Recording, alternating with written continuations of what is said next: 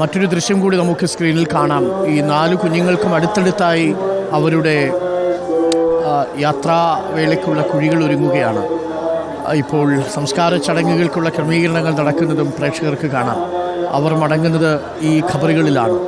4 ഖബറുകൾ ഒരുങ്ങുന്നു.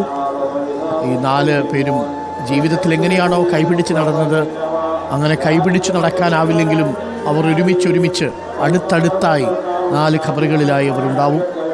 തങ്ങളുടെ മുബഷീറുണ്ട്. മുബഷീർ അവർ ജീവിതത്തിൽ ഒരുപക്ഷെ മദ്രസ മുതൽ 8ാം ക്ലാസ് വരെ ഒരുമിച്ച് തന്നെയായിരുന്നു നടന്നത്. ഒരുമിച്ച് തന്നെയാണ് അവർ കളിച്ചത്. ഒരുമിച്ചാണ് പരീക്ഷയ്ക്ക് തയ്യാറെടുത്തത്. ഒരുമിച്ചാണ് മിഠായി വാങ്ങിക്കഴിച്ചത്. ഇപ്പോൾ മടക്കയാത്രയിലും അതേപോലെ അടുത്തടുത്താണ് അവർക്ക് അന്ത്യയാത്രയ്ക്കുള്ള സംവിധാനങ്ങൾ ഒരുങ്ങുന്നത്. അല്ലേ മുബഷീർ?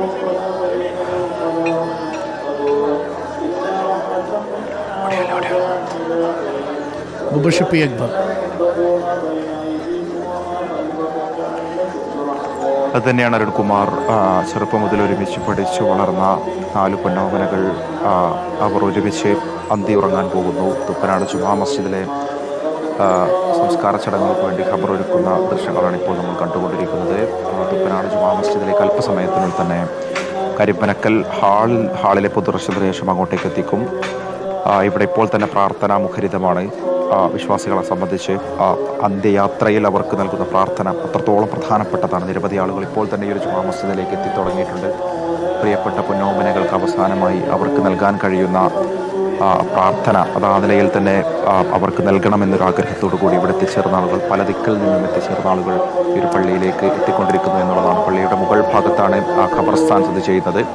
ഖബർസ്ഥാനിൽ ഇപ്പോൾ ദൃശ്യങ്ങളിൽ കണ്ടുകൊണ്ടിരിക്കുന്നത് പോലെ 4 പേർക്കും ഒരുമിച്ച് ഖബറിടം ഒരുക്കിക്കൊണ്ടിരിക്കുന്ന സങ്കടപ്പെടുത്തുന്ന കാഴ്ച എന്ന് തന്നെ പറയേണ്ടി വരും അരുൺകുമാർ. ചെറുപ്പം മുതൽ ഒരുമിച്ച് പഠിച്ച് മദ്രസ കാലഘട്ടം മുതൽ ഒരു ക്ലാസ്സിലിരുന്ന് ഒരു ബെഞ്ചിലിരുന്ന് പഠിച്ചു വളർന്ന 4 പിഞ്ചോമനകൾ 1/2 കിലോമീറ്റർ ചുറ്റളവിൽ കളിച്ചും രസിച്ചും ഉല്ലസിച്ചും പഠിച്ചും നടന്നിരുന്ന 4 പിഞ്ചോമനകൾ അപ്രതീക്ഷിതമായിട്ടുള്ള ഒരു വിയോഗം അതൊരു നാടിനെ ഒന്നാകെ കണ്ണീരിലാഴ്ത്തുന്നു. ആ ഒരു കുടുംബത്തിൻ്റെ ദുഃഖം നമ്മൾ കാണുന്നതാണ്. മാതാപിതാക്കൾ അലമുറയിട്ട് കരയുന്നത്, ആ പിഞ്ചോമനകളുടെ സഹപാഠികൾ മൃതദേഹത്തിൽ അരികിലെത്തി വിങ്ങിപ്പൊട്ടുന്നത്, മൃതദേഹം അവിടെ നിന്ന് ആംബുലൻസിൽ കയറ്റി തിരികെ ഇങ്ങ് പൊതുദർശനത്തിന് വേണ്ടി ഹാളിലെത്തിച്ച സമയത്തും ഇപ്പോഴും ആ വീട്ടിൽ നിന്നും പിരിഞ്ഞു പോകാൻ തയ്യാറാകാതെ അവിടെ തന്നെ തളം കെട്ടി നിൽക്കുന്ന സങ്കട കാഴ്ചകൾ, പ്രകൃതിയും അതോടൊപ്പം തന്നെ നൊമ്പരപ്പെടുന്ന കാഴ്ച, ചെറിയ ചാറ്റൽ മഴയൊക്കെ തന്നെ ഒരു മേഖലയിലുണ്ട്. ആ നിലയിൽ ദുഃഖം തളം കെട്ടി നിൽക്കുന്നു എന്ന് പ്രത്യേകം ഇവിടെ പറയേണ്ടി വരും. എന്തായാലും ഈ ഖബർ ഒരുക്കുന്ന പ്രവർത്തികൾ ഇവിടെ പുരോഗമിക്കുകയാണ്. അതിൻ്റെ കുഴിയെടുക്കലൊക്കെ തന്നെ പൂർത്തിയായി കഴിഞ്ഞു. ചെറിയ ചാറ്റൽ മഴ ഉള്ളത് കൊണ്ട് ഇതിൻ്റെ മുകൾ ഭാഗത്തൊരു പന്തൽ കെട്ടിയിട്ടുണ്ട്. അല്ലെങ്കിൽ അത് മഴവെള്ളം ഉൾപ്പെടെ ഒലിച്ചിറങ്ങാനുള്ള സാധ്യത കണക്കിലെടുത്താണ് ആ നിലയിലുള്ള സജ്ജീകരണങ്ങൾ ഇവിടെ നടത്തിക്കൊണ്ടിരിക്കുന്നത്. തുപ്പനാട്ടെ നാട്ടുകാരുടെയും അതുപോലെ തന്നെ ഇവരുടെ കുടുംബത്തിൻ്റെയൊക്കെ തന്നെ നേതൃത്വത്തിലാണ് ഈ പ്രവർത്തികൾ ഇവിടെ നടന്നുകൊണ്ടിരിക്കുന്നത്. എന്തായാലും ചടങ്ങുകൾ, സംസ്കാര ചടങ്ങുകൾ, ഖബറടക്ക ചടങ്ങുകൾ, മയ്യത്ത് നമസ്കാരം ഉൾപ്പെടെയുള്ള പ്രാർത്ഥനകൾക്ക് ശേഷമായിരിക്കും നടക്കുക.